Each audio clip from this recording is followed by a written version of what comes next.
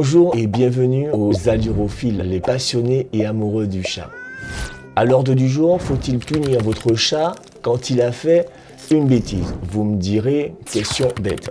Si vous voulez éviter que cela ne se reproduise, vous devez attirer l'attention de votre chat. Non pas en lui chantant une sérénade ou en le charmant avec votre flûte, il suffira tout simplement d'effleurer avec votre index son museau et dire fermement non, mais calmement, sans pour autant lever la voix, puisque l'ouïe de votre chat est particulièrement sensible aux hautes fréquences et qu'il perçoit les ultrasons jusqu'à 50 000 Hz, contrairement à l'homme qui ne frôle que les 20 000 Hz. Il recommencera sans doute, mais au bout de 5-6 fois, il comprendra que c'est interdit, même s'il est de nature capricieuse et têtue. Têtu ne veut pas pour autant dire qu'il a la tête dure. En observant de plus près, de nombreux vaisseaux et les principaux nerfs sont situés au niveau des yeux. Les yeux d'ailleurs qui sont capables d'avoir un champ de vision de 287 degrés, ce qui est un record dans le monde animal.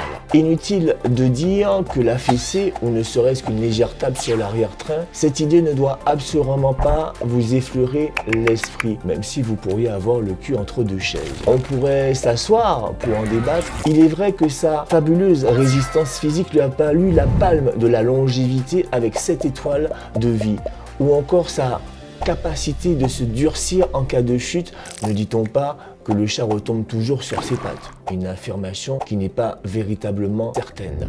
Quoi qu'il en soit, il n'en demeure pas moins que votre chat est fragile, malgré son incroyable anatomie. Une autre particularité sur son anatomie, c'est que les chats femelles sont uniquement tricolores. Et oui, la couleur rouge s'associe au chromosome X. Chat alors,